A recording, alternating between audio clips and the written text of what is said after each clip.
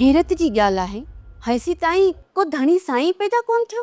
बाबा साईं असांखे अननोन जाइ ते ॿी राति थी वई आहे। मुंहिंजे नज़र में काल्ह खां ॾींहुं थियो ई कोन्हे, सिर्फ़ु घड़ियाल जा कांटा बदिलिया आहिनि। ख़बर नाहे साईं, त छा थींदो? ख़बर त आहे छा थींदो ऐं छा थियणो आहे, पर असां हिन सच खां अखियूं चुराइण जी कोशिशि था कयूं।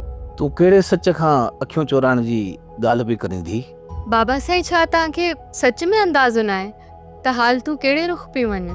अञा गुमान जी कैफ़ियत आहे, दिलि उमेदुनि जो दामन नाहे छॾियो। तव्हां कहिड़ी उमेद जी ॻाल्हि कयो था? कल्ह खां वठी त रुॻो तव्हां उमेद खे छिकियो ऐं फाड़ियो आहे। मूं पाण खे मेंटली तयारु करे छॾियो आहे। हाणे आसमान किरे, ज़मीन फाटे, ज़लज़लो अचे या तूफ़ान, मूंखे का हैरत न थींदी, छो जो ज़रली खां बग़ैर मूंखे पंहिंजे अंजाम जी परवाह न आहे। चांदोकी, अहिड़ियूं ॻाल्हियूं करे असांखे छो थी परेशान करी?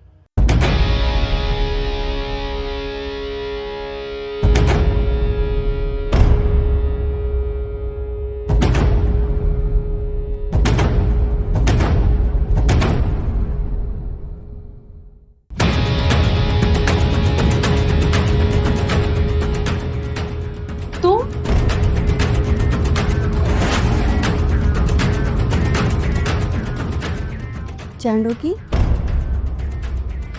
चांडोकी केरु आहे? अम्मी, मां हिनखे सुञाणियां थी।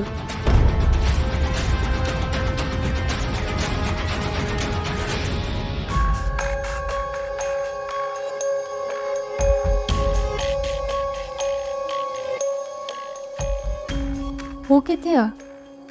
केरु? हू जेको कमरे में असां वटि आयो हुयो। केरु अंदरि आयो? तव्हां कंहिंजी ॻाल्हि करे रहिया आहियो? तव्हां केरु आहियो ऐं असांखे तव्हां कैद छो कयो आहे? माफ़ कजो मैडम, इहो मां तव्हांखे नथो ॿुधाए सघां त मां केरु आहियां ऐं मूंसां गॾु केरु आहे। बसि एतिरो यादि रखिजो, तव्हां असांजी क़ैद में आहियो, इन में तव्हांजी भलाई आहे। तव्हांजो असांखे अगवा करण जो मक़सदु छा आहे? इहो मां तव्हांखे नथो ॿुधाए सघां, छो त मूंखे सख़्ती सां मना कयो वियो आहे।